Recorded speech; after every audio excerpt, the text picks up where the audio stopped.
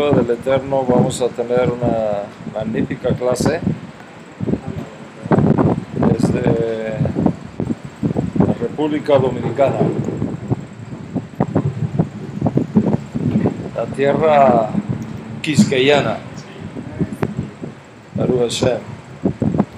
Y bueno, damos gracias al Eterno por esta magnífica ocasión que nos da de poder estar aquí y disfrutar de este momento tan especial, tan hermoso.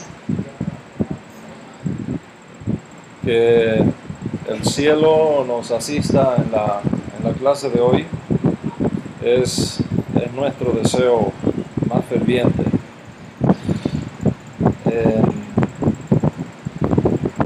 Vamos entonces a prepararnos para la conferencia de hoy sobre el tema que hemos venido tratando por las últimas semanas. Y creo que ustedes acá han podido seguir esa serie tan importante, ¿verdad? Y bueno, si el Eterno permite, pues lo vamos a disfrutar en la clase de hoy también. Eligiendo tu judaísmo. La parte 7 o séptima de esta interesante serie. Les voy a pedir a todos que se alisten y con la ayuda del cielo vamos a ir adelante con la clase de hoy. No sin antes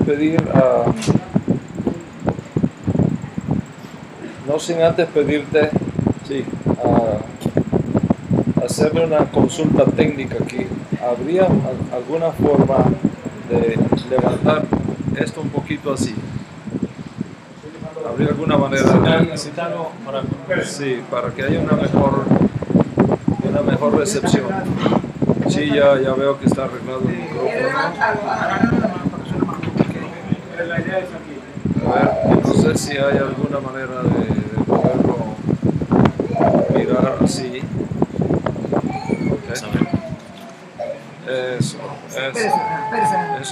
Eso es una buena idea. Ahí está bien. Sí, eso es. Ahí está perfecto.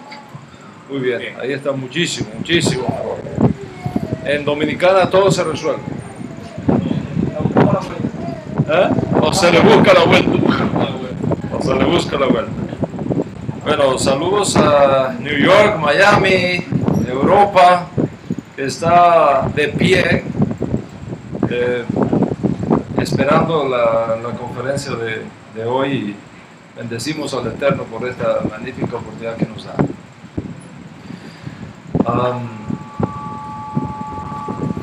Hoy estamos ya en el octavo día del cuarto mes de este año 5774, que se corresponde con el 6 de julio del año 5 de julio, ¿no?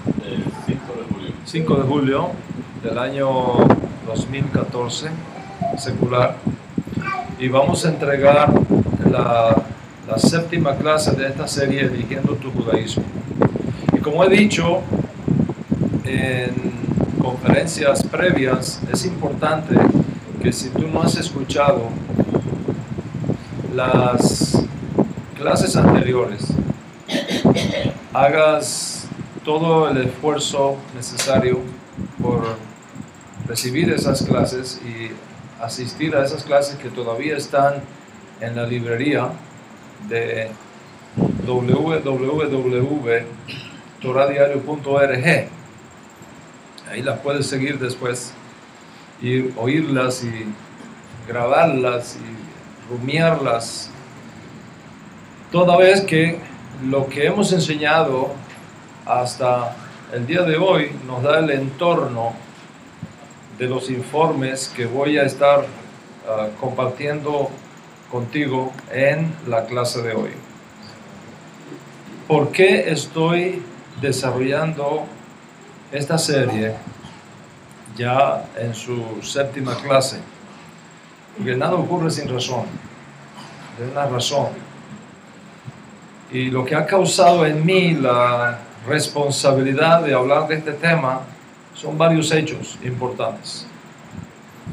En primer lugar, las campañas montadas por algunos que antes eran nuestros amigos y ahora se han vuelto nuestros adversarios por nuestra firme posición con respecto de Yeshua como Mashiach, asunto que no es negociable para nosotros.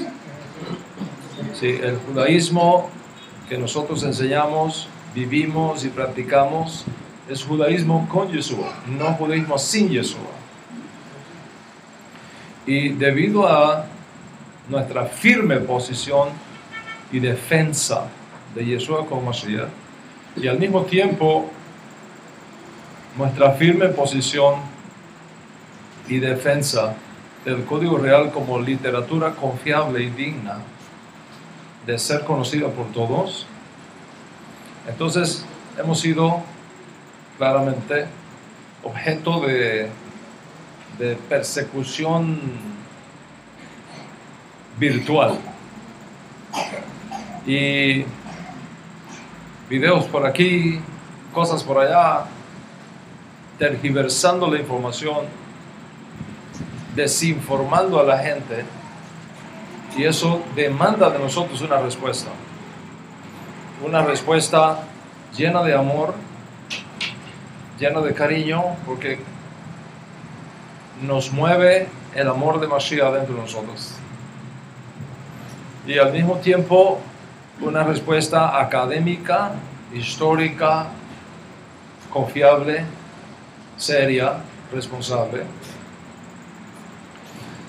Y cuando uno ve estas cosas de correos y videos, incluso hablando atrocidades de nosotros, al extremo de compararnos con Hitler o con Mussolini, y haciéndole creer a los incautos que nunca faltan en ninguna generación que estamos endemoniados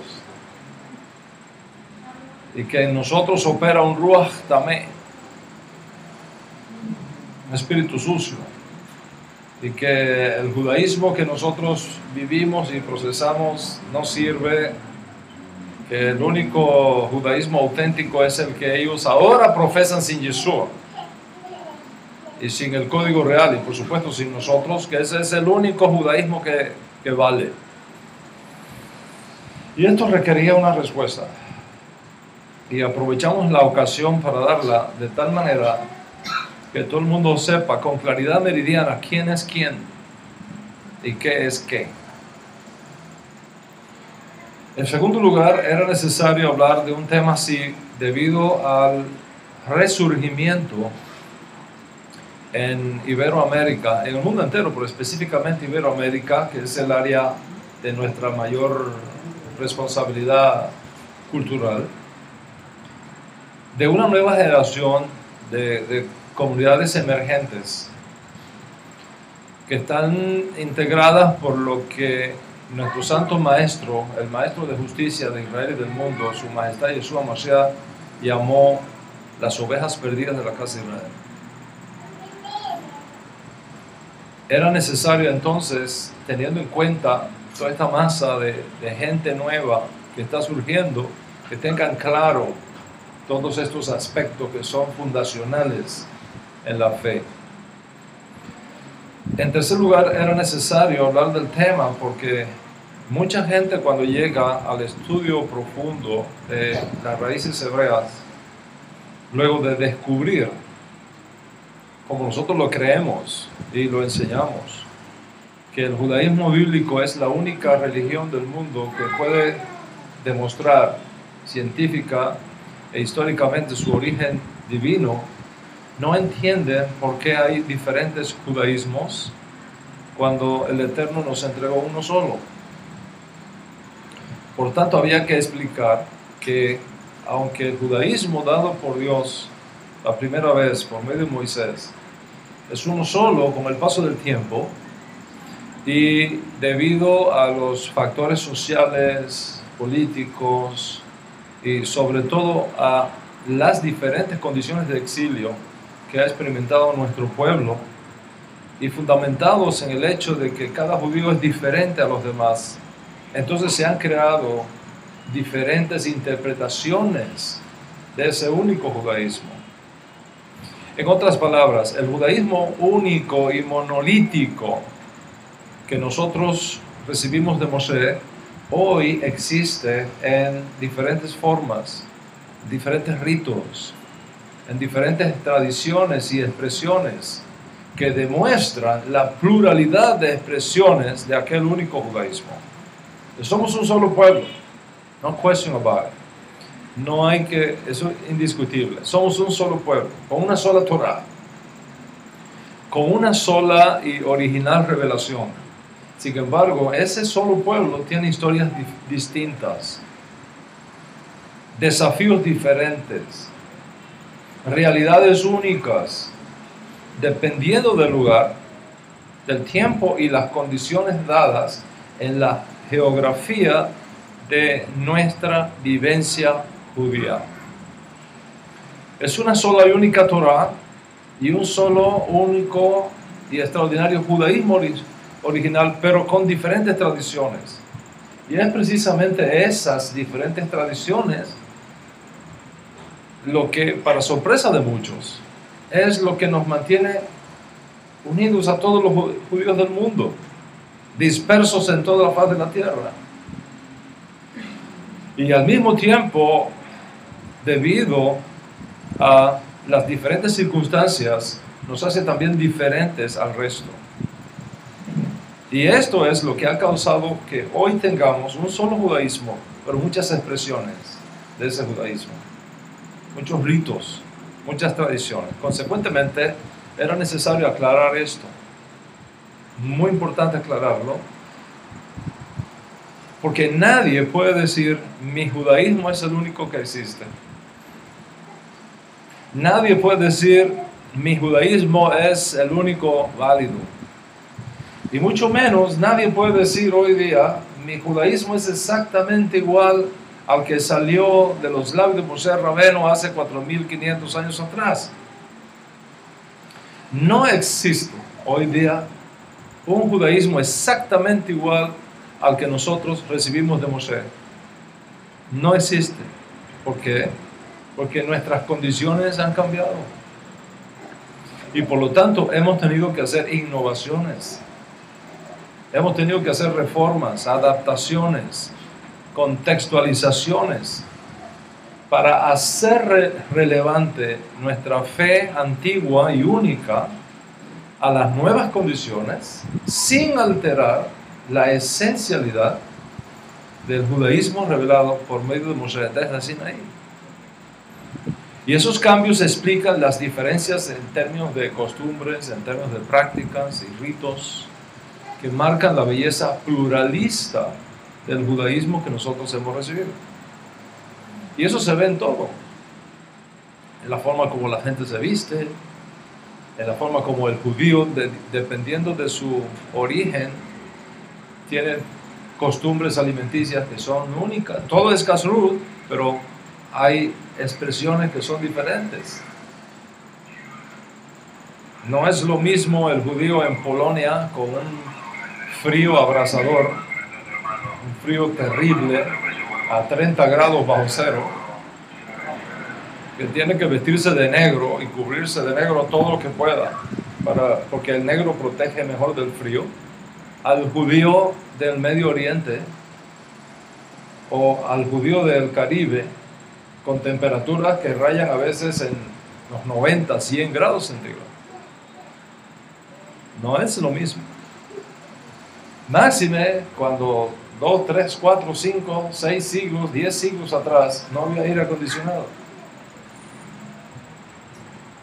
O sea, nadie, por lo tanto, puede decir, yo represento al único judaísmo que existe y los demás están equivocados. O sea, la gente tiene que conocer esto, pero no se deje influenciar por las cosas externas. Y nadie vaya a pensar que porque haya un judío que tenga los peyot grandes, aquí colgando así, largo, eso sí es judaísmo. pero los demás no. Una vez vinieron unos judíos de China, cuando la China comunista, que no podía salir nadie, a los chinos no les salvaron, apenas unos chivitos aquí, una cosita, no les salvaron. Y vinieron a Nueva York, no sé cómo llegaron a Nueva York. Y en Nueva York hay unas comunidades judías que tienen unas barbas grandes. Cuando ellos llegan y ven a los judíos de Nueva York, dicen, mira qué cosa más rara, judíos con barba. Nadie puede decir, yo represento al único judaísmo que existe y los demás están equivocados. Y pensar que ahora, aquí en el Caribe, tú tienes que vestirte de negro, de pies a cabeza, porque eso es lo que tú ves a veces en las fotos, en los videos, que es el auténtico judío. Y ahora tú piensas que tienes que vestirte así en las condiciones climáticas totalmente diferentes que el judío de Polonia, o de la Siberia, o de Ucrania. ¿Cuánto entiendes lo que estoy hablando? Eso es sumamente importante para no ser ridículos y estar anacrónicos y volvernos irrelevantes. Los otros días estaba yo en Israel y estaba orando en la parte de adentro del muro, donde a mí me gusta ir más. Estaba sentado allí cuando de pronto me encuentro a un joven que había sido estudiante mío hacía 5 años, 6 años atrás. Estaba vuelto un judío Chabad, pero completico, Chabad de pura cepa. Y entonces me mira y me dice, Rabí, ¿qué tiempo hace que no lo veo? Míreme, soy judío, ¿no? Le dije, no luces judío, luces Chabad.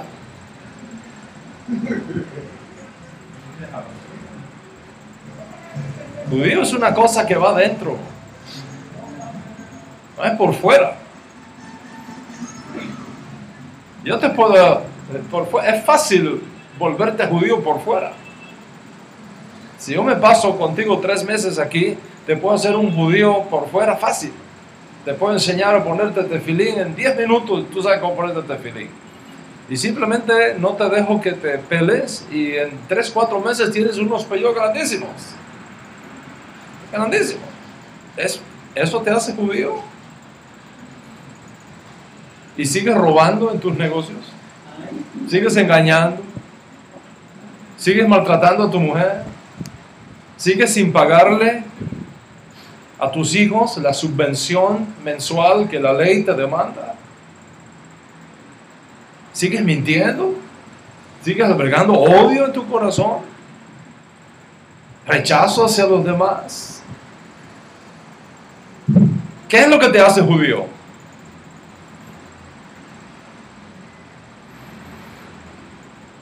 Nadie puede decir, mi judaísmo es el único autorizado, los demás están condenados. Tenemos que aceptar la unidad en la diversidad. Y decir lo contrario, como expliqué una vez, sería tan ingenuo como escuchar a una piña decirle a una manzana, por cuanto no eres piña, no eres fruta. Tanto la piña, como la manzana, como la naranja, como el mango, especialmente esos mangos que me regalaron estos días, son frutas, todas son frutas. Diferentes colores, diferentes formas, diferentes sabores. Y Dios no puso todos los nutrientes en una sola fruta. Necesitamos de todas las frutas, de su esencialidad nutritiva. Necesitamos de la misma manera, de todas las formas de judaísmo que existen. Algo especial Dios ha dado a cada expresión del judaísmo, que no todo el mundo la tiene. ¿Cuánto entiende lo que estoy hablando? Es sumamente importante. No te dejes embaucar, no te dejes engañar. ¿Ok? No, dice toda roba. Dice nuestro santo maestro a través de los escritos de su más aventajado discípulo, dice, tienen apariencia de piedad, pero por fuera, tienen apariencia de piedad, pero con sus actos la niegan.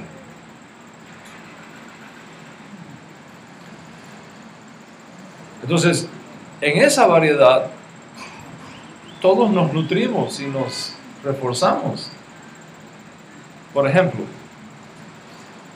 yo en la clase pasada hablé del judaísmo reconstruccionista. Es una de las últimas expresiones más modernas del judaísmo que existe, especialmente en los Estados Unidos. No es muy popular, pero existe. El judaísmo reconstruccionista, con su líder principal, el gran rabino Kaplan, nos dejó riquezas que ni siquiera el judaísmo nazarita que nosotros profesamos teníamos, y que no tenía ninguna otra forma de judaísmo que nosotros sepamos, históricamente hablando. Y eso nos ha enriquecido a todos y nos ha bendecido. ¿Qué cosas? Por ejemplo, Bat Mitzvah para las niñas. Hasta Kaplan no había ninguna expresión del judaísmo, ni siquiera el judaísmo nazarita, que a las niñas le hiciera su fiesta de Bat Mitzvah. Solo los varones. Pero ahora, a través del aporte extraordinario que hace el judaísmo reconstruccionista, yo creo, hasta donde conozco, que no existe ningún tipo de judaísmo hoy día que no le haga su bat mitzvah a sus hijas. Y eso viene del judaísmo reconstruccionista que se dio en Estados Unidos a partir del año 30, aproximadamente. Y de la misma manera nosotros tenemos algo que aportar, que es maravilloso y que es extraordinario. La identidad de la judaidad, de nuestra mesianidad, la judaidad de nuestro santo maestro Yeshua Mashiach, nuestro Ribi, como cariñosa y respetuosamente nos referimos cuando hablamos de él, y la legitimidad del código real, cuando somos capaces de quitar del mismo los mitos introducidos por la iglesia y colocarlo en su estuche judío, a donde pertenece y de donde nunca debió sacarse, amén de la gracia sefardí que adorna la mayoría de nuestra historia. ¿Se ves? La oposición es lo que nos hace fuerte. La oposición es lo que nos permite pulir nuestro pensamiento. Es lo que nos da la oportunidad de expresar nuestra porción de la verdad que nos ha sido asignada por el cielo. Así que, lejos de ser un problema, la oposición es una enorme bendición. Porque si nosotros aprendemos a interpretar bien los hechos que ocurren en nuestras vidas, si aprendemos a interpretar correctamente, esos hechos, convencidos de que si han surgido es porque Dios mismo lo ha permitido, y si Dios lo ha permitido siempre va a ser para nuestro bien. Gamsu de Tová, eso va a ser también para nuestro bien. Posiblemente esta serie, que ya va por su 7ª clase, no habría surgido de no haberse dado toda esta situación que he mencionado. Y consecuentemente, aun cuando nuestros adversarios lo idearon para mal, Dios lo ha encaminado para bien. Y en esto nos gozamos y nos gozaremos aún más con la ayuda del cielo. Ellos pensaron pisotearnos y triturarnos con toda esta campaña de desinformación contenciosa motivada por intereses políticos evidentes. Yo quiero que ustedes sepan muy bien que la mayoría de los videos y correos que andan por ahí por la web hablando tonterías y basura, toxinas espirituales contra el judaísmo nazarita, contra nuestra alianza incluso, y contra mi persona, pues ya sabes, la figura central, el target, ¿no? de todo esto. La mayoría de las personas que se están dedicando a esto lo hacen por fines políticos. En otras palabras, ellos una vez estuvieron de alguna manera conectados conmigo. Fueron mis estudiantes, fueron mis discípulos. Y ahora se ha hecho su conversión en el judaísmo que ellos llaman ortodoxo. Pero como estaban conectados conmigo, tienen que demostrarle a los que le dan los papeles de conversión que de verdad se han desligado totalmente. Entonces, ¿cómo lo hacen? Hablando tonterías y basuras en contra de nuestro judaísmo, en contra del código real, para demostrarle a ellos, oye, sí, estoy bien convertido, ¿ves? Estoy bien convertido. No tengo nada que ver con ellos. Como dijo Kefa, yo no tengo nada que ver con ese hombre. No es el mismo, es el mismo espíritu, no es nada nuevo. Es el mismo espíritu. Le tienen miedo a los rabinos. Esa es la verdad. Vamos a hablar claramente aquí. Le tienen miedo a los rabinos. Porque le tienen pánico que le quiten los papeles. Y no les permitan hacer aliyá. O si están en Israel, los expulsen de Israel. O te pongan en la lista negra. Y todas esas cosas que los rabinos por consideraciones políticas hacen hoy día. ¿Cuánto entienden lo que estoy hablando? Entonces, a esas cosas ni le presten atención, porque están hechas bajo coerción, están hechos bajo manipulación, están hechos bajo chantaje incluso. Entonces pensaron pisotearnos y aplastarnos con toda esa campaña de desinformación contenciosa, motivada por intereses políticos evidentes. Lo que ellos no saben es que cuando tú coges una aceituna y la machacas, sale aceite. Y ese aceite que sale del dolor, porque no se puede negar, somos seres humanos, ese aceite que sale del dolor está alumbrando los candelabros de la luz de Mashiach como nunca antes. Y además está proveyendo aceite para nutrir toda una generación. Y en eso me gozo y me gozaré aún más. Baruch Hashem. Entonces ahora que conoces el trasfondo, vas a estar más motivado aún para estudiar esta serie, incluyendo la conferencia de hoy, que es la séptima en este orden, como ya había dicho. Y como un subproducto de este esfuerzo, es una bendición para ti que estás abrazando tus raíces hebreas de la fe, ya sea de ahorita o de hace un tiempito acá.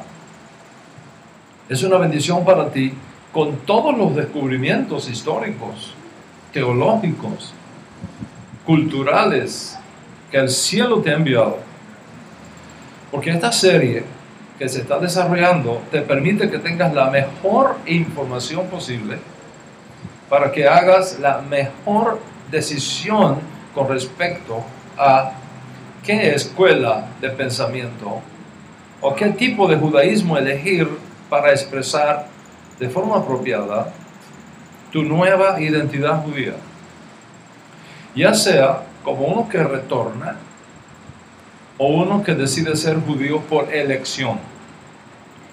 Y si luego de estudiar todo esto te das cuenta que el judaísmo no es exactamente el judaísmo con sus 613 mandamientos, no es exactamente para ti, sino que tú encajas mejor siendo un justo de las naciones, viviendo con los valores y principios éticos de la fe judía, sin las exigencias y disciplina del judaísmo tradicional, entonces vive tu judaísmo como un justo de las naciones. Vive tu judaísmo como un Benei Noach, como un Benei Abraham, guardando los 7 mandamientos universales y disfrutando de tu nueva relación con el pueblo de Dios, con la rica savia del olivo natural con la cual tú has sido injertado por los medios de nuestro Santo Maestro Yeshua Mashiach. En otras palabras, el judaísmo es uno y único, recibido de Moisés, pero también tiene una ventana al mundo. Tiene una plataforma hebrea para los no hebreos. Tiene una rama judía para los no judíos, donde tú puedes encontrar tu porción en la herencia ancestral de nuestro pueblo judío y vivir excepcionalmente tu nueva fe en la riqueza de la provisión que el judaísmo ofrece para los que no son biológicamente judíos o que todavía no sienten que deben dar el paso de hacerse judíos por elección, sino vivir como justos de las naciones, con todos los derechos, con todos los privilegios, con todas las responsabilidades. Y yo les digo algo de todo mi corazón, después de estar enseñando judaísmo por más de 20 años, con toda la experiencia que yo he ganado en 20 años en todas partes de América Latina, viendo las cosas como son, cómo se dan, cómo suceden en el mundo real, no en la oficina, en el mundo real, te digo esto, es 1000 veces mejor ser un buen justo entre las naciones que un mal judío. 1000 veces mejor ser un buen justo de las naciones que un mal judío. Y en la clase pasada yo expuse las 5 diferencias más importantes entre el judaísmo para los judíos y el judaísmo para los no judíos.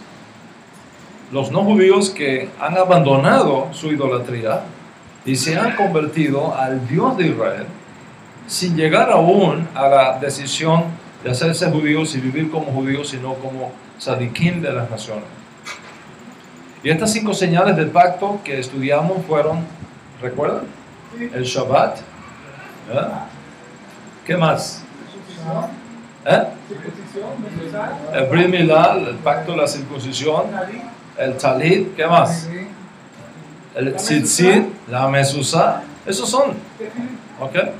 Shabbat, Tefilín, Mezuzá, Tzitzit, Brit Milá. Son 5 pactos que hace la clara separación entre la responsabilidad básica de un Yehudí y la responsabilidad básica de un justo de las naciones.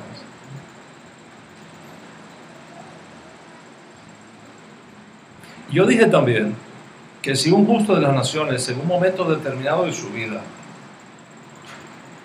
quiere hacerse judío y guardar estas 5 señales del pacto, y nosotros vemos que su motivación es pura y que vive los preceptos universales, los 7 preceptos universales con todas sus derivaciones, probado que entiende bien los requisitos, los riesgos y las implicaciones del ser y vivir como judío, y además comprende la realidad de que posiblemente se va a traer sobre sí el subproducto que ha marcado la historia de nuestro pueblo en términos de persecución y antisemitismo, como el que impera hoy en el mundo, y aún así está dispuesto a unirse en las buenas y en las malas, y sobre todo en las malas, con nuestro pueblo. Entonces se le puede recibir en la clase necesaria para que haga su proceso de conversión al judaísmo por causa de los mandamientos. En este caso se vuelve judío por elección, a diferencia del judío por retorno, o por despeje de dudas, o por restauración de identidad, o en el caso de un judío que nunca perdió su identidad judía, pero que no vive como judío, vive secular, y entonces decide retornar y hacerse observante, es decir, el movimiento Baal Teshuvah, que es muy fuerte en el mundo judío hoy día. Como ves, se demanda de ti que has abrazado las raíces hebreas de tu fe con como dije, con todos los descubrimientos históricos, teológicos, culturales que el cielo te ha enviado, que tú tengas la mejor información disponible para que hagas la mejor decisión posible con respecto a qué escuela de pensamiento o qué tipo de judaísmo elegir para expresar de forma apropiada tu nueva identidad, sea como uno que retorna o sea como uno que decide ser judío por elección o como un gusto de las naciones. Es decir, la educación, la información es clave para una buena elección. Para elegir bien, tú tienes que tener el mejor conocimiento posible acerca de todas las opciones que tenemos por delante. Y consecuentemente quiero poner delante de ti toda esa información básica que tú necesitas para que tú puedas hacer decisiones inteligentes, no decisiones emocionales. No decisiones porque alguien te está presionando. No decisiones por intereses políticos. Porque hay muchos que, debido a las circunstancias culturales y sociales y económicas que viven, están haciéndose judíos para irse para Israel y recibir las bondades de los beneficios de la ley de retorno y vivir casi un año sin pagar casa, sin tener que trabajar, comiendo y viviendo del pueblo judío, que bondadosamente facilita eso a los nuevos inmigrantes. Y después que te comiste toda esa, después que se comen toda esa porción que el gobierno da, entonces se le acabó la gasolina, ya no son más judíos. Yo siempre he dicho, si Dios le llama a usted a hacer allá, es a vivir a Israel como judío. No vaya a Israel esperando que el gobierno le ayude. Tenga una buena profesión, tenga un buen negocio y váyase a Israel a aportarle a Israel. No a chuparle, a aportarle a Israel. Aquí vengo yo como judío y aquí traigo mi empresa, aquí traigo mi profesión, aquí vengo a dar, no a recibir. Porque más grande es el que da que el que recibe. ¿Cuánto entiende lo que estamos hablando acá? Eso es muy importante esto. Yo conozco gente que se va a Israel, después de estar viviendo un año de gratis allá, se regresa otra vez a sus países, a sus negocios. No, yo pasé un año de vacaciones en Israel. ¿Qué es eso? Entonces, es mi deber poner delante de ti toda esta información para que tú hagas decisiones inteligentes, responsables y consecuentes con la fe. Y basado en lo que hemos estudiado hasta aquí, tenemos entonces el judaísmo único que recibimos de Moshe, con sus diferentes interpretaciones que las hemos estudiado históricamente hasta nuestros días, todas sus tradiciones y formas. Y tenemos entonces el judaísmo tradicional, el judaísmo ortodoxo, el judaísmo ultra ortodoxo, tenemos el judaísmo hasídico, tenemos el judaísmo reformista, tenemos el judaísmo conservativo, masorti, tenemos el judaísmo reconstruccionista, tenemos combinaciones de todo esto, ¿ok? Ultra conservativo, ¿ok? Tenemos judaísmo caraíta y tenemos judaísmo samaritano. ¿Cómo vamos a llamar a todo esto? Unidad en la diversidad. Esa es la palabra correcta, unidad en la diversidad. Entonces sabe y entiende que hoy día el judaísmo único recibido de Moisés existe en varias corrientes, en varias sectas, en varias tendencias. Y en la conferencia pasada yo hice algunas preguntas lógicas que la gente me ha hecho a lo largo de estos 20, 25 años de servicio ininterrumpido, enseñando las raíces hebreas de la fe en nuestra grande y hermosa Iberoamérica. Y esas preguntas de reflexión han sido: ¿por qué yo no elegí al judaísmo ortodoxo. Yo no soy judío ortodoxo. No soy judío ortodoxo. Y no soy judío ultraortodoxo. No soy, el judaísmo que practico no es judaísmo hasídico. No es conservativo. No es caraíta. No es samaritano. No es judaísmo secular o humanista. Y te dije que para ser transparente contigo, te mostré por qué una conferencia donde te enseñara por qué elegí el judaísmo que profeso. Y cómo a lo largo de estos 25 años, otras personas en otros lugares de Iberoamérica, muchas personas en Iberoamérica, se han identificado con ese judaísmo. Y nos hemos unido porque los iguales buscan los iguales.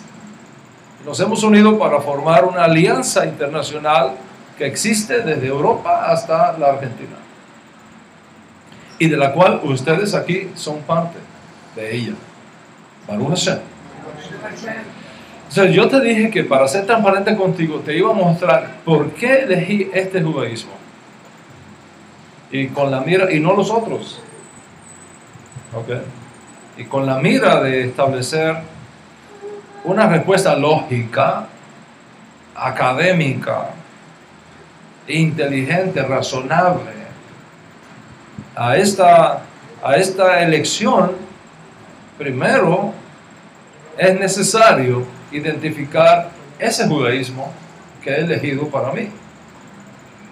Y eso es lo que nos coloca justamente en la plataforma adecuada para la continuación de esta serie con la clase de hoy. O sea, en la clase previa yo te revelé el nombre del judaísmo que profesamos, los que estamos unidos en la alianza, o sea, el judaísmo netzarita. Y te dije que ese nombre viene de dos fuentes. Viene del Tanaj, es decir, de la Torá, de los profetas, de los escritos sagrados, los salmos, ¿okay? Y viene también del testimonio del Código Real, popular e incorrectamente conocido como Nuevo Testamento. Y precisamente para no dejar lagunas en el camino, en la clase pasada te expliqué por qué nosotros, los judíos netzaritas, no usamos la nomenclatura de Antiguo Testamento y de Nuevo Testamento. No usamos eso en nuestro vocabulario netzarita. A veces tenemos que usarlo en ciertos contextos para que la gente entienda de qué estamos hablando, hasta que aprendan de nuestro vocabulario.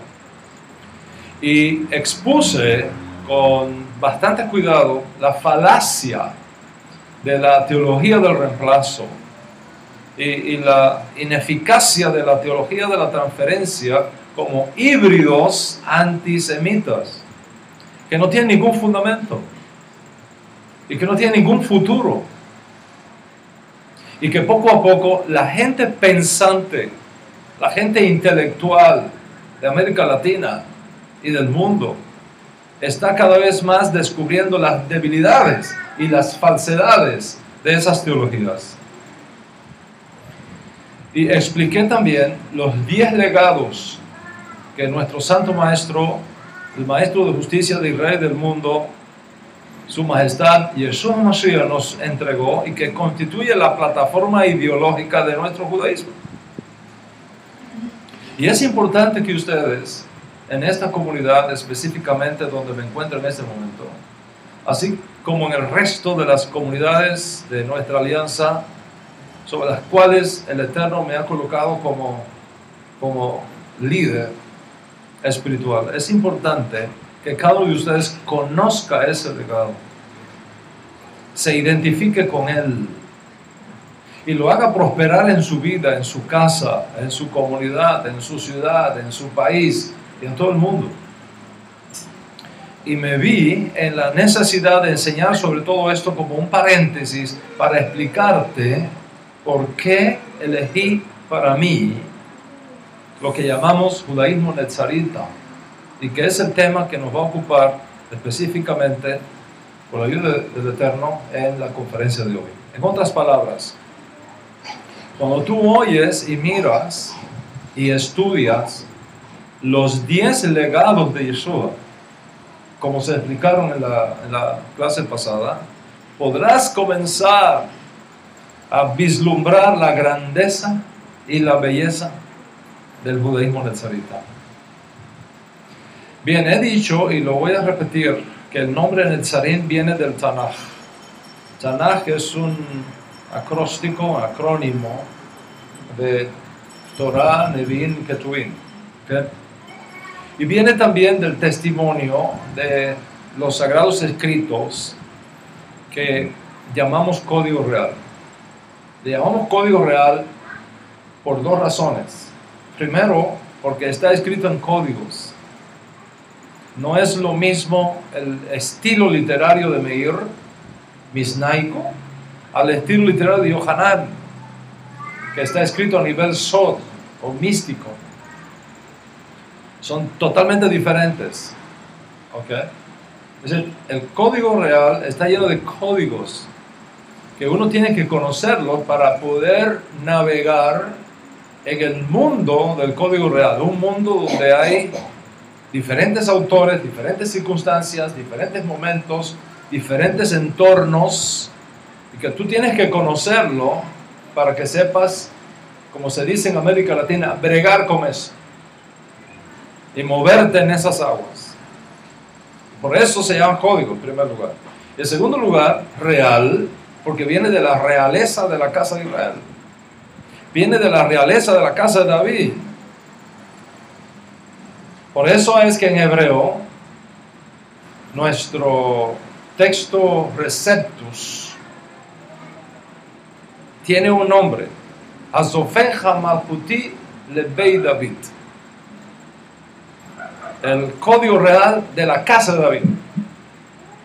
Porque ese es su propósito, la restauración del reino prometido a David, aquí finalmente en la tierra. Un reino que según los profetas nunca tendrá fin. Amén. Entonces, recuerda que Netzarim no tiene nada que ver con el voto nazareo, no tiene nada que ver con Sansón. ¿Ok?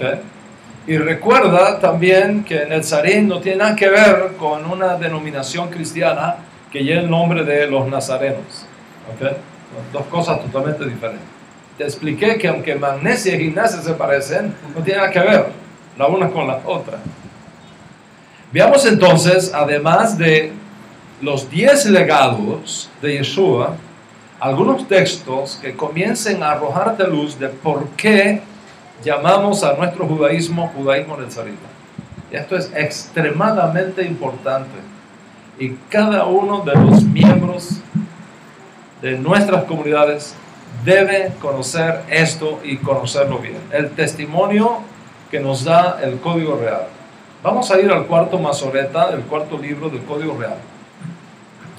Nos dice que cuando el tercero, ¿okay? El tercer libro del código real, el tercer Masoreta, nos dice que cuando los padres de Yeshua, Joseph y Miriam, regresaron de Egipto con el bebé Yeshua, en vez de irse a vivir a Belén, donde el niño había nacido, se mueven a la Galilea, a una pequeña comarca escondida en la Galilea, muy insignificante, donde no había presencia romana, ni tampoco presencia reconocida del malvado Arquelao, hijo de Herodes el Grande, enemigo de los judíos y enemigo de la casa de David. Y era evidente que allí habría mucho menos riesgos de ser alcanzado con las locuras de Arquelao. Arquelao era peligroso, era un tipo psicópata, quien estaba empleando el título de rey de Judea que había heredado su padre y que de hecho para esta época lo estaba negociando con Roma. Y este Arquelao le estaba cortando la cabeza a todo sospechoso de ser un heredero legítimo del trono de David, como ya había hecho su padre Herodes. Imagínate que Herodes se casó con una judía, Herodes el Grande, su padre, se casó con una judía para legitimizar su estatus. Pero aún así, él sabía que él no era judío, era idumeo, no judío. Y tuvo varios hijos con Miriam, la judía. Cuando él descubre que Miriam es descendiente de la casa de David y que sus hijos, en su mente, podían ser herederos al trono de David, ¿qué hizo? Los mató a todos. A sus propios hijos, los mató. Porque no quería que nadie le hiciera sombra. Eso es típico de las mentes criminales que tienen poder político. No quiere que nadie le haga sombra. Todo el que le hace sombra lo elimina. O sea, Arquelao era de esta naturaleza. Además, Nazaret o Nazaret no tenía mucha historia. Era un lugar poco conocido. No tenía allí nada que llamar la atención. De hecho, de allí no había salido nadie que pudiera haber hecho relevante aquel pueblito. Cuando hablas de Nazaret, en las traducciones cristianas de Nazaret, habla de la ciudad de Nazaret. Eso es un error. Nazaret no era ninguna ciudad. Lo que pasa es que en hebreo, ir, se da a diferentes traducciones dependiendo del contexto. Ir puede significar aldea, pueblito. ¿Okay? Pero como ese concepto no está en el griego lo que aparece es polis, pues tradujeron al griego polis. Y entonces la gente tiene la tendencia a pensar que Nazaret era una ciudad muy importante, muy grande. En Nazaret vivían 4 gatos. Nazaret era un caserío, un pueblito, tal vez 50, 60 familias, si acaso. Por tanto, el lugar no era atractivo. ¿Okay? Grupo de campesinos, mayormente ignorantes, que no tenían más que el conocimiento mínimo, tal vez para leer la Torá en público. Por tanto, el área no tenía fama intelectual. Nadie se interesaría ir allí. Y eso constituyó precisamente lo mejor que los padres de Yeshua consideraron. Sería apropiado para protegerlo de la paranoia política de este gobernante judeano que ahora estaba en la silla de mando. O sea, al considerar estas cosas y otras más que les voy a decir después, definitivamente creemos que fue la propia Shekhinah quien dirigió a la familia real ubicarse estratégicamente en Nazrat o Nazaret.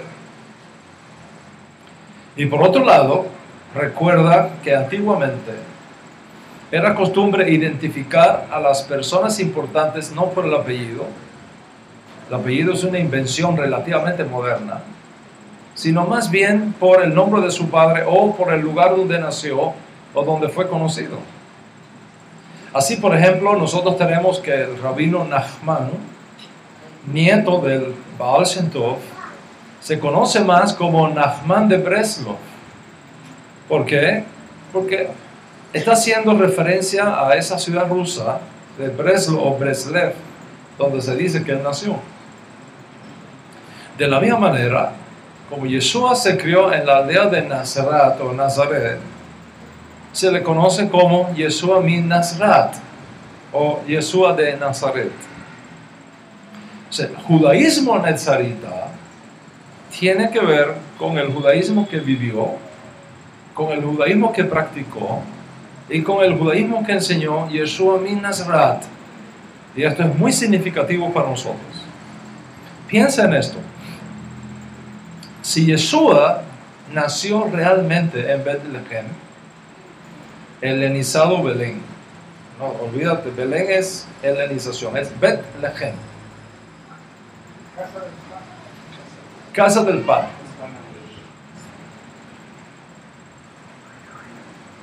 Donde nació David.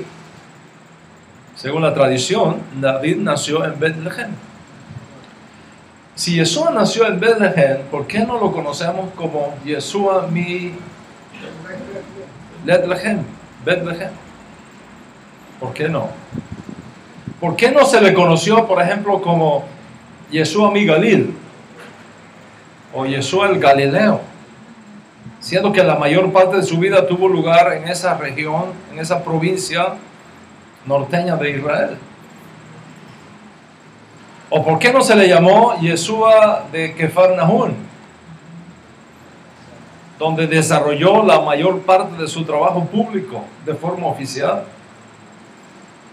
¿Por qué el Código Real insiste en identificarlo como Yeshua min Nazaret, o Yeshua de Nazaret, o el Nazareno, como se le relacionaba, relacionándolo, conectándolo con lo menos importante de Israel, lo que menos servía en Israel, tanto en lo particular del pueblito como en lo general de la provincia de Galilea?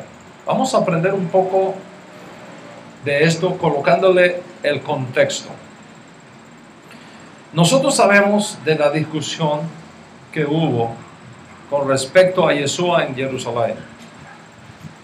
Se discutía si Yeshua era profeta o no era profeta.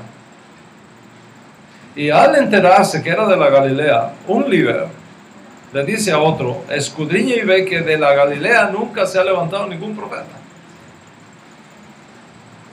De hecho, los profetas mismos llamaban a Galilea, Galilea de los gentiles. Galilea fue vista como una tierra donde se mezclaron lo santo con lo profano, lo puro con lo impuro, la luz con las tinieblas en los tiempos de la monarquía dividida. Asunto que ustedes conocen bien. Y si hay alguien de los que está escuchando la conferencia de hoy que no lo conoce bien, yo les recomiendo que lea un libro que se llama Raíces Hebreas del Cristianismo, escrita por Dan Ben Abraham. No sé si conocen ese autor. Okay. Leas ese libro, ahí está toda esa historia, que no hay que repetirla toda aquí. Creo que ustedes conocen bien ese contexto. A diferencia de los babilonios, y esto es un punto muy importante, a diferencia de los babilonios cuya política de inmigración era diferente a la política de inmigración de los asirios. ¿Cuál es la política de inmigración del imperio babilónico? Que a todas las personas que ellos traían de las conquistas de sus guerras, les permitían vivir en comunidades cerradas en su territorio. ¿Okay? Les permitían vivir juntos. ¿Okay? Mientras que la política de los asirios era totalmente diferente. La política inmigratoria o migratoria de los asirios era la asimilación. Es decir, los obligaban a casarse unos con otros, con la mira de hacer desaparecer completamente la identidad de los vencidos. Y eso es lo que explica, en parte, por qué los israelitas llevados a Babilonia mantuvieron su identidad judía, mientras que los israelitas conquistados por los asirios, es decir, las 10 tribus norteñas de Israel, se mezclaron. Por tanto, los israelitas del norte perdieron su identidad judía, en primer lugar por todas las cosas que ocurrieron allí a partir de los cambios introducidos por Jeroboam I, primer rey del norte de Israel, que a la postre fueron conquistados por los asirios con la caída de Samaria aproximadamente el año 725 antes del nacimiento de Jesús. ¿Qué hicieron los asirios? Siguieron con su política migratoria, trajeron asirios para que se casaran con algunos israelitas del norte que dejaron y que habían sido conquistados, y se llevaron para Asiria a muchos israelitas y los mezclaron allí, amén de que otros tuvieron que huir hacia todos los puntos cardinales de la tierra.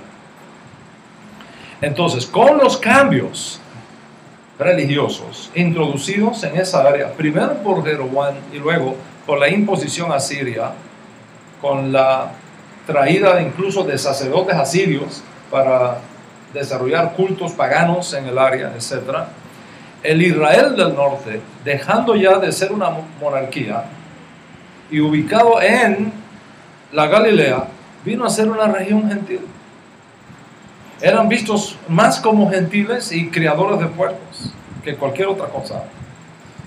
Y al oír que Jesús era de la Galilea, no es de extrañar que reaccionaran como reaccionaron. Escudriña y ve que de la Galilea no se levanta ningún profeta. Claro, si ellos hubieran investigado bien, habrían descubierto al menos dos cosas importantísimas. ¿Cuáles son esas dos cosas? Primero, que el hombre en discusión no había nacido en la Galilea, había nacido en Judea, y no en cualquier lugar de Judea, en la ciudad de David. Y en segundo lugar, si hubiesen averiguado un poco más, habrían descubierto que se había profetizado que una gran lumbrera se iba a levantar precisamente en la Galilea de los gentiles. En efecto, dijo el profeta Isaías, tierra de Zabulón y tierra de Neftalí, Galilea de los gentiles. La tierra que estaba rodeada de tinieblas vio gran luz. Y los que estaban en sombra de muerte, luz les resplandeció.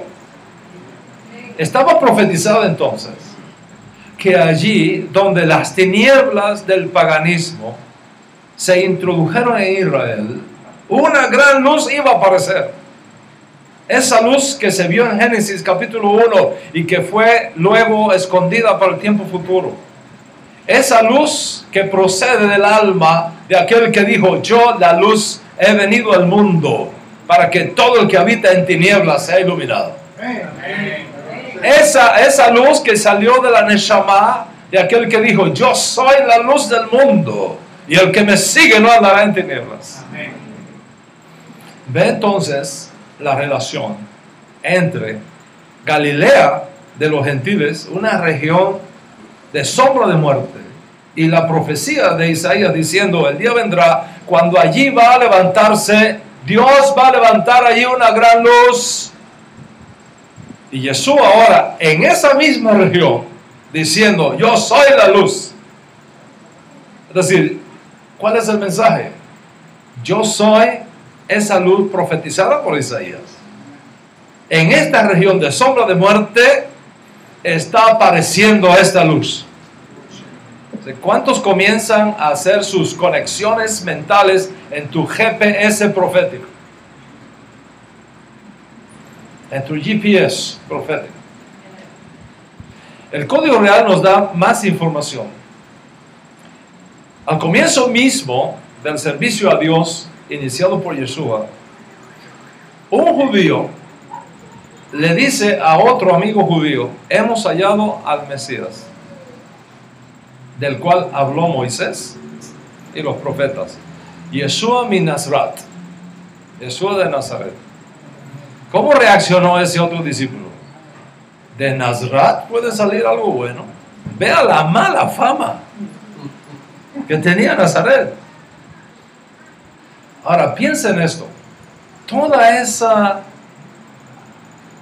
amiversión y todo ese rechazo natural que tenía Nazaret se habría evitado si estos amigos le dicen a Natanael, hemos hallado al Mesías prometido por Moshe y por los profetas, a Yeshua de Betlehem.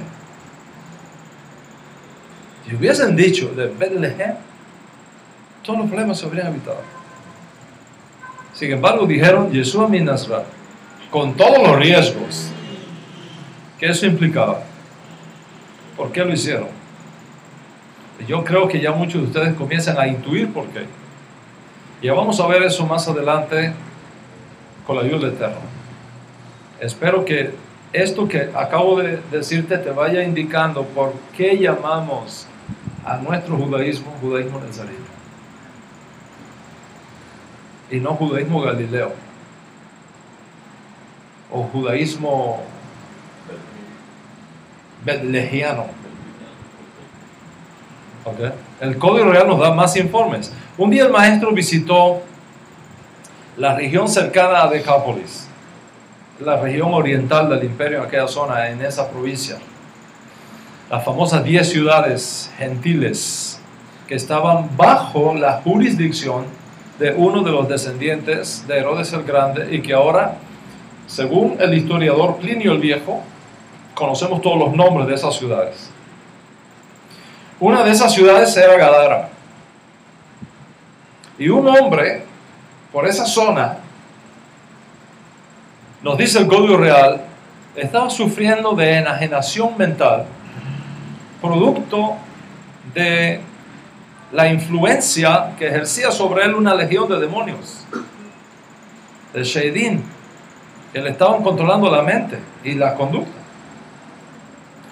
Cuando Yeshua llega allí para sanar a este hombre, los Sheidim se le oponen, los demonios se le oponen. Y ustedes conocen, en máxime, si estuvieron en la clase esta mañana que dimos aquí, cómo es que operan las fuerzas ocultas del otro lado. Y conocían su identidad. ¿Qué le dijeron? ¿Qué tienes con nosotros? ¿Qué tienes que ver tú con nosotros? Le dicen a Jesús, ¿has venido a destruirnos? Sabemos quién tú eres. Tú eres Yeshua de Jerusalén. No. Tú eres Yeshua de Capernaum. No. Tú eres Yeshua de Belén. ¿Qué le dijeron? Yeshua mi Nazaret. Los demonios. Tú eres Yeshua de Nazaret. Entonces, Yeshua aprovecha para matar 2 pájaros de un tiro. Destruye a los demonios y limpia de puercos la región.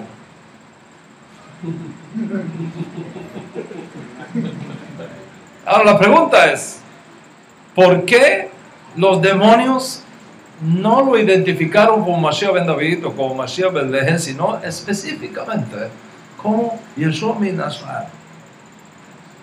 Ahora tú puedes ir atando cabos para ir entendiendo por qué nuestro judaísmo es llamado judaísmo nazarita, es decir, está promoviendo un judaísmo cuando finalmente será esta tierra limpia totalmente de puercos, es decir, de todo espíritu inmundo, de todo yeser hará, de toda calipó impura, de toda fuerza destructiva del otro lado. Ese es el judaísmo que proclamamos. El Código Real nos da más informes. Nos dice, por ejemplo, que cuando Yeshua estaba haciendo su entrada en Jerusalén, montado en un burro, esta mañana hablamos del burro. ¿Se acuerdan del burro de esta mañana? Ok. Cuando el maestro hace su entrada en el burro en Jerusalén, de paso voy a decirles que si ustedes lo quieren, les puedo dar una cita, un link, una conexión de internet, donde está un muchacho judío ortodoxo, nacido en Israel, que hoy día confiesa que Yeshua es Mashiach.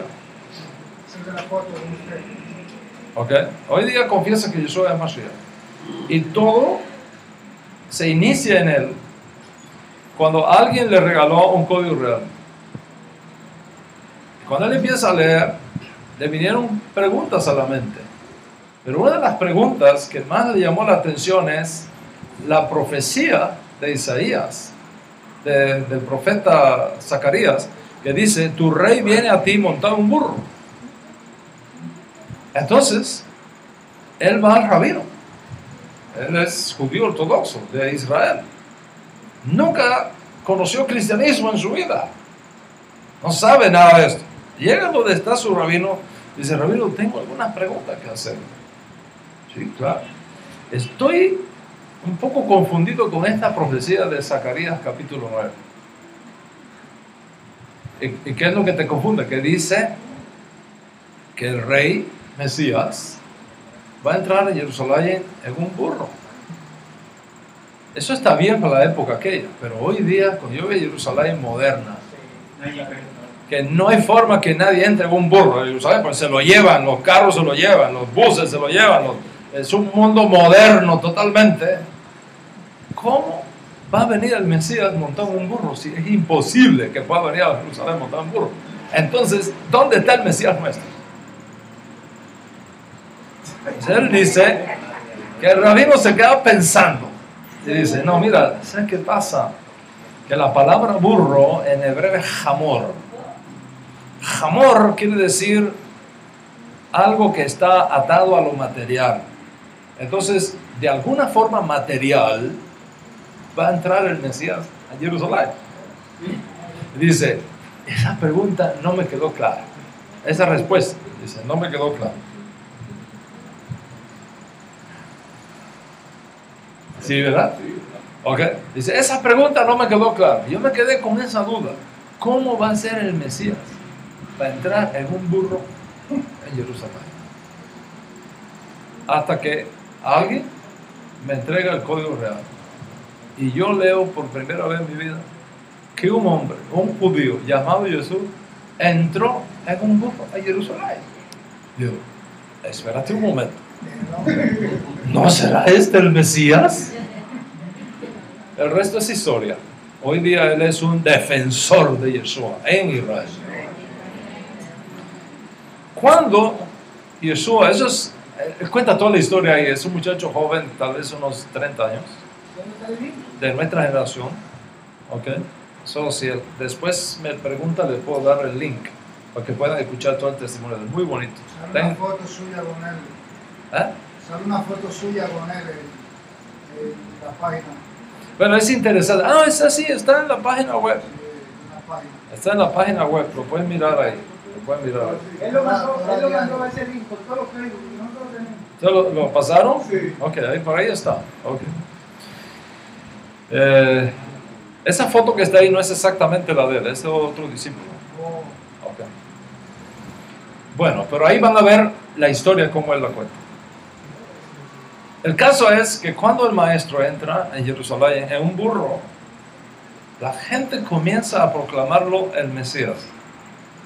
Y le piden acción para eliminar completamente el yugo romano que estaba sobre la horta política de Israel en aquellos días. Hoshiana ben David, Baruch haba Beshen Adonai, okay. Hoshiana Beshen Shammai, y todas esas palabras que ya sabemos. Y dice que toda la ciudad de Jerusalén se conmovió. Toda la ciudad de Israel se conmovió.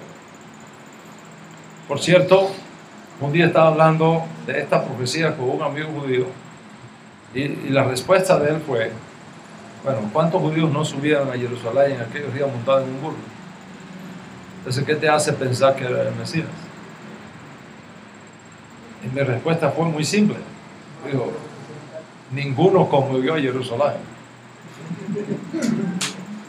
Todos pueden entrar en un burro a Jerusalén, pero ¿quién conmovió la ciudad de Jerusalén como ese? O sea, cuando la gente preguntó ¿quién es ese hombre que está conmoviendo la ciudad? ¿Qué respuesta fue la que se escuchó? Yeshua mi Nazrat.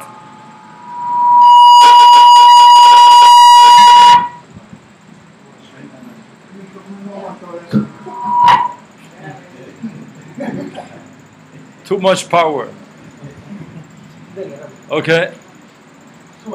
Eso fue lo que la gente escuchó. Yeshua mi Nazrat, el profeta de la Galilea. Yeshua de Nazaret, el profeta de la Galilea. Anota eso, Yeshua mi Nazrat, el profeta. Y de ahí es que va tomando nombre nuestro judaísmo. Uno que finalmente verá la consagración del trono de David en Jerusalén con un reino que no tendrá final. El Código Real nos dice más.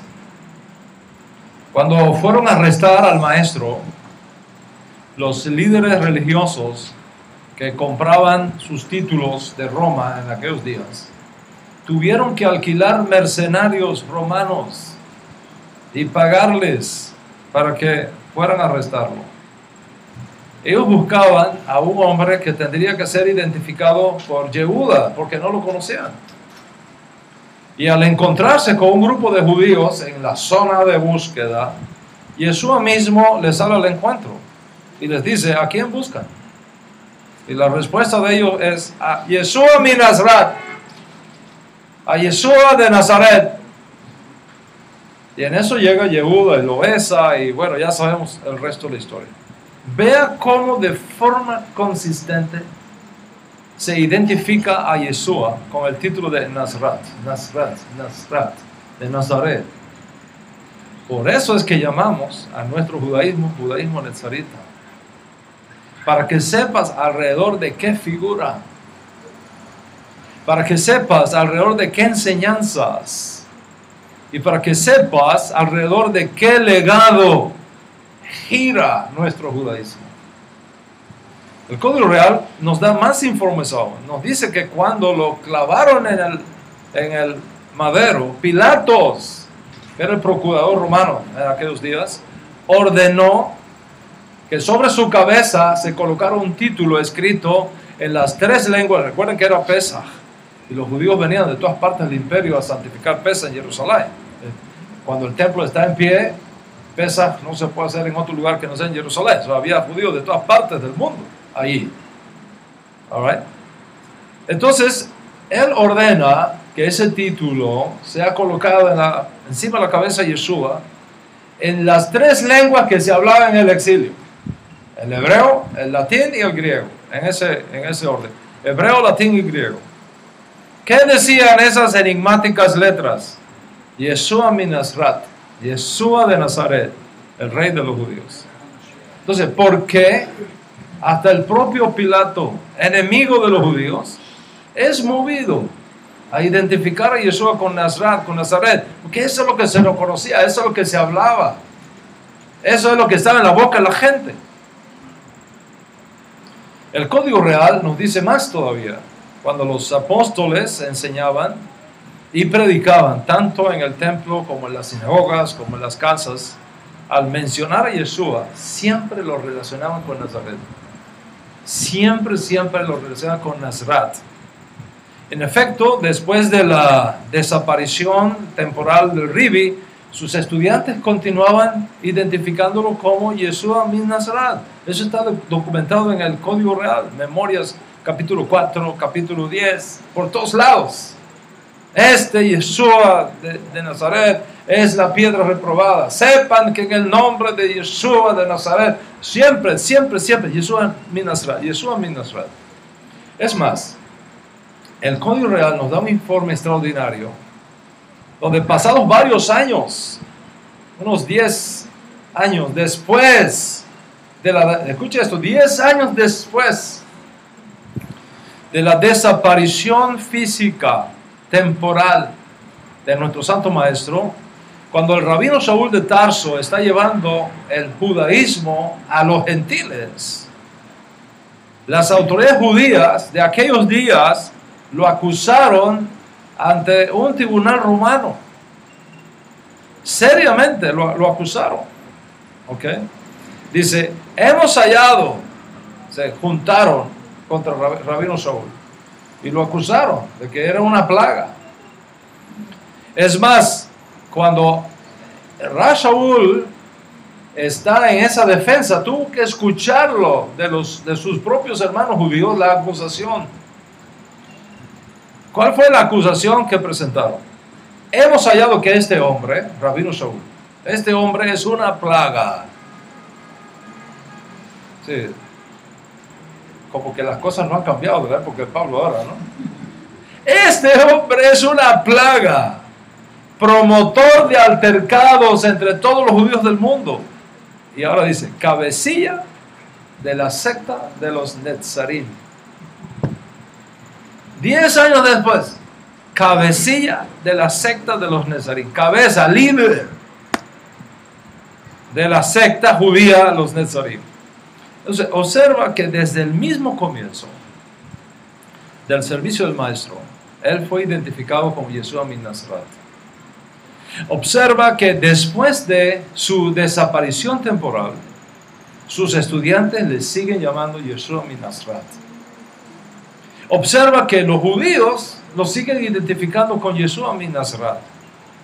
Observa que para fines del servicio a Dios, realizado por el rabino Shaul, pasados ya los años 60, se conocían a los judíos que perseguían a Yeshua como la secta de los Netzarim. Recuerda, esto es importante. Y esto no tiene nada que ver con la palabra cristiano. La palabra cristiano se da fuera de Israel para referirse a creyentes de origen no judío que habían aceptado el judaísmo para los gentiles que proclamaba el rabino Saúl. Y fueron llamados cristianos no por los apóstoles. Fueron llamados cristianos no por el judaísmo netzarita. Fueron llamados cristianos como un apodo de la gente que hablaba griego en Antioquía de Siria. El movimiento inicial de Yeshua nunca fue conocido como cristianismo. Fue conocido como la secta judía llamada los Netzarim. La interpretación entonces de ese judaísmo único que nosotros recibimos de Moshe y que surge alrededor de la figura de Yeshua de Nazaret, con todas las tradiciones que resultan de su vida, de sus enseñanzas, de nuestro Santo Maestro, como está preservada por nosotros en los escritos de sus estudiantes originarios, es lo que ha dado pie al judaísmo que yo he elegido para mí, para mi casa, que es el judaísmo de nuestra alianza, el judaísmo netzarita. Este judaísmo es anterior al judaísmo talmúdico que surge por los años 450, después de Yeshua. Este judaísmo es anterior al judaísmo misnaico que surge 150 años después de Yeshua. En otras palabras, cuando Yehuda, el príncipe, Yehuda Anasí y sus asesores escriben la Mishnah a fines del siglo II después de Yeshua, ya el judaísmo netzarita existía. Antes del rabino Akiva, ya el judaísmo netzarita existía. El judaísmo netzarita es más antiguo incluso que el judaísmo que surge a partir de la destrucción de Jerusalén en el año 70 y que llevó a los intelectuales judíos de la secta de los fariseos que se guiaban por la halajá del rabino Hillel a redefinir el judaísmo y reformarlo e innovarlo para que pudiera funcionar sin templos, sin el Estado judío, sin sacrificios, sin sacerdotes, sin profetas, sin reyes, asunto que ya explicamos en clases pasadas. Por lo tanto, el judaísmo nuestro existía antes del rabino Yohanan ben Zakkai, rabino que pactó con el año 70 con los romanos, con Vespasiano, para salvar su vida y los que estaban con él, y que logra que Vespasiano le firme un salvoconducto para escaparse a la ciudad de Yavne. Antes que Yohanan ben Zakkai existiera, ya existía el judaísmo nezarita. O sea, lógicamente el judaísmo nezarita es anterior al judaísmo mizrahi, es anterior al judaísmo sefardí, es anterior al judaísmo askenazí por cientos de años. Y por supuesto es anterior al surgimiento del cristianismo por más de 250 años. Y debido a su antigüedad, el judaísmo nezarita está más cercano a los hombres de la gran asamblea, más cercano a los profetas, más cercano a los ancianos, más cercano a Yahshua y más cercano a Moshe que el resto de los judaísmos que surgieron después de Yeshua. Y es por eso que en nuestro judaísmo se esconden halajot, costumbres y prácticas que son únicas que son muy nuestras y que no necesariamente se encuentran en las formas más recientes del judaísmo que obedecen a circunstancias diferentes. ¿Cuántos están conmigo hasta aquí? Amén. Esto es extraordinariamente importante. El hecho de que nuestro judaísmo gire alrededor de la vida, enseñanzas e interpretación de la Torá que nos da Yeshua, nos conecta directamente con la casa de David. Tiene que ver con la nobleza de Israel y tiene que ver con la restauración del reino davídico finalmente aquí en esta tierra. Un reino que, como dije, no tendrá final. ¿Está conmigo hasta aquí? Ese es el judaísmo que nosotros tenemos.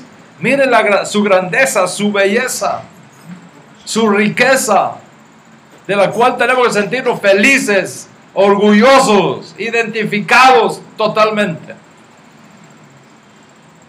Al mismo tiempo, no se nos pueden ir los humos para la cabeza y decir, el judaísmo, el único judaísmo que existe es el nuestro. No, es así. Okay.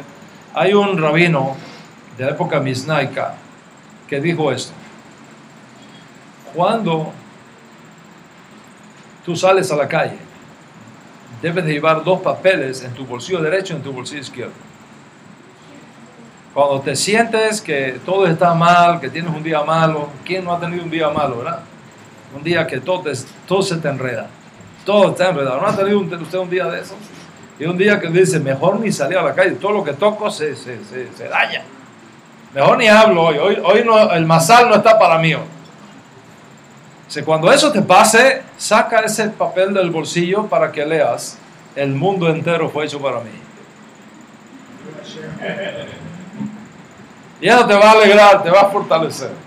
Pero dice este rabino, pero si tienes un día bueno, que todo te sale bien, cosa extraordinaria, maravillosa, te vienen las bendiciones una tras de otra, y piensas que eres el Dios del mundo, saca el bolsillo del papelito del bolsillo izquierdo y ahí hay una nota que dice, no soy sino polvo y cenizas. Y eso te va a dar un poco de equilibrio, para que no se nos vayan los humos para la cabeza. Entonces, este judaísmo nezarita del cual estamos felices, que expresa bien mi identidad, que se da en el suelo de Israel antes de la destrucción del segundo templo, y que fue parte del multifacético mundo académico del judaísmo de los días de ese segundo templo, cuando existían diferentes escuelas, diferentes tradiciones judías, como ya hemos explicado. Ese judaísmo ha seguido vivo todo el tiempo.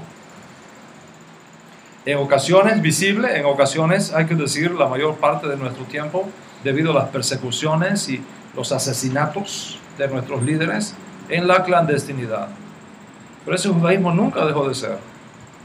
Siempre ha permanecido y ahora está retoñando. Como dice, un retoño saldrá de sus raíces. Ahora ese judaísmo está retoñando con nuevas fuerzas, con nuevos bríos, como nunca antes en su noble, extraordinaria, difícil y compleja historia. Y ustedes son parte de ese retoño de la casa de Dios.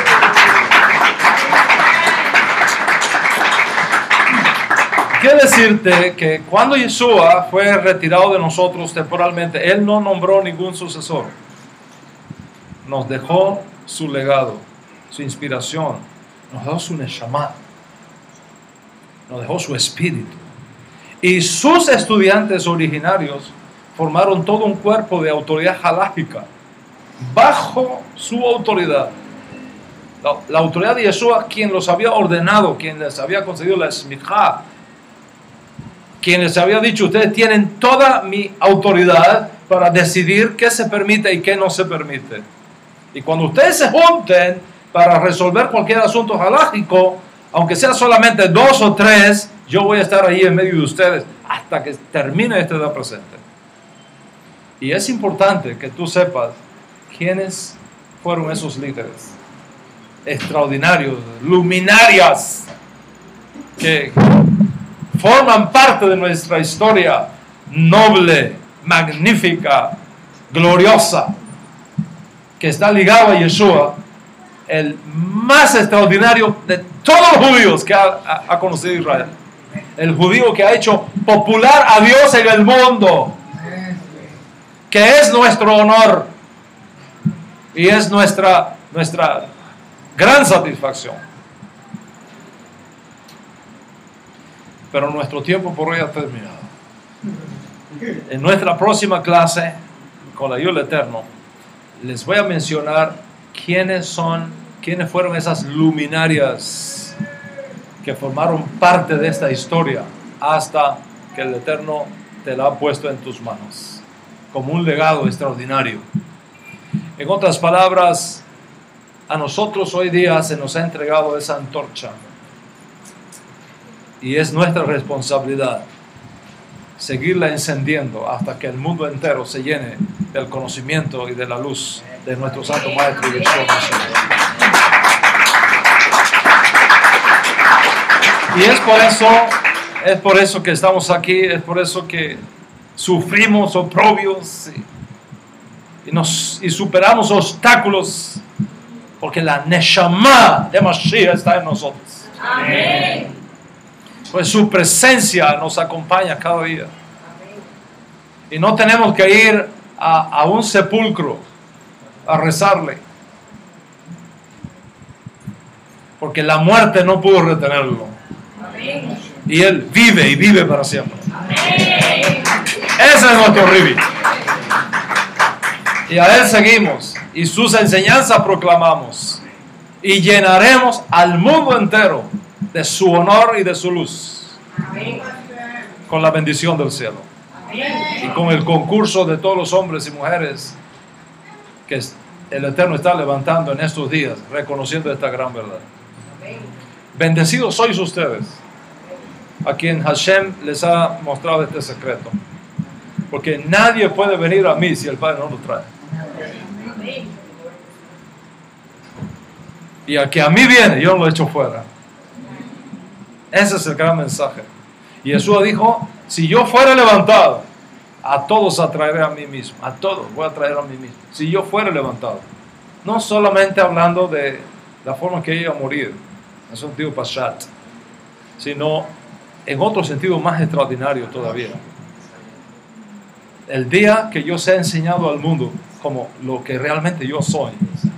Y el día que mis enseñanzas sean proclamadas en el mundo entero para testimonio a todas las naciones de lo que realmente yo enseñé, entonces todos van a correr a mí, porque van a reconocer mi belleza, van a reconocer que no viene por mí mismo, sino que Hashem mismo me envió. Amén. Como fue anunciado por los profetas. Amén. Me duele mucho, y tengo que reconocerlo, me duele muchísimo que muchos de nuestros hermanos que estuvieron con nosotros hoy se han ido a un judaísmo donde no está Mashiach, donde no está Yeshua. Me duele mucho que han cambiado a Yeshua por un gallo blanco.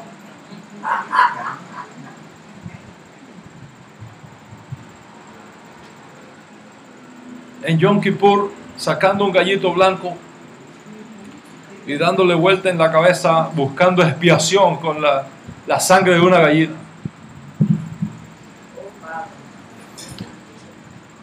Me duele mucho, ciertamente. Y aquellos que un día estuvieron con nosotros, hoy nos han abandonado. Lo que más me duele es que en una época donde la mayor cantidad de judíos que nunca perdieron su identidad, como este joven ortodoxo que les mencioné del burro, cuando más judíos en Israel y en el mundo están reconociendo la belleza de Yeshua, están reconociendo la grandeza de Yeshua, estos, por miedo a los hombres y por las ventajas que los hombres dicen que le ofrecen, están cambiando a Yeshua por un plato de lentejas. Que Hashem tenga piedad de ellos y misericordia de ellos, porque no saben lo que hacen. Y que toda esta maldad y todo este pecado que están cometiendo de la Shon Hara, contra nuestro Santo Maestro, no les haya tenido en cuenta. Que Hashem los considere que perdieron la mente y no les he imputado tan grave daño. Pues Yeshua dijo palabras muy fuertes. Él que es la encarnación del amor, de la bondad, de la misericordia,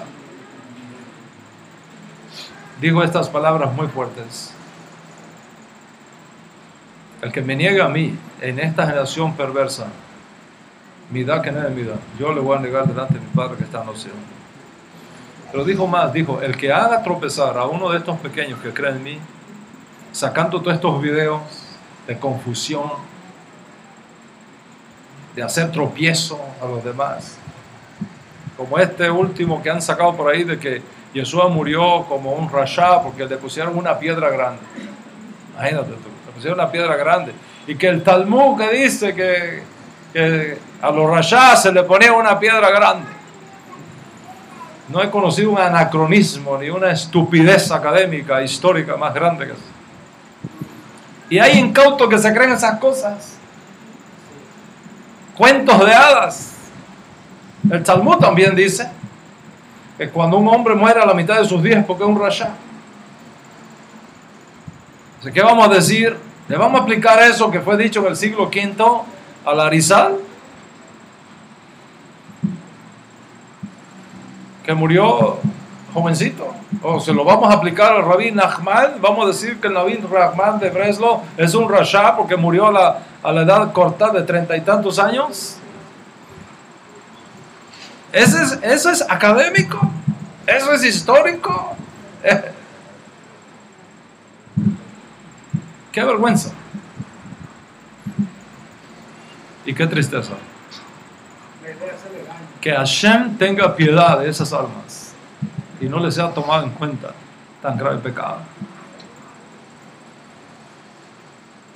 Sean ustedes felices y considérense bendecidos por haber recibido esta revelación.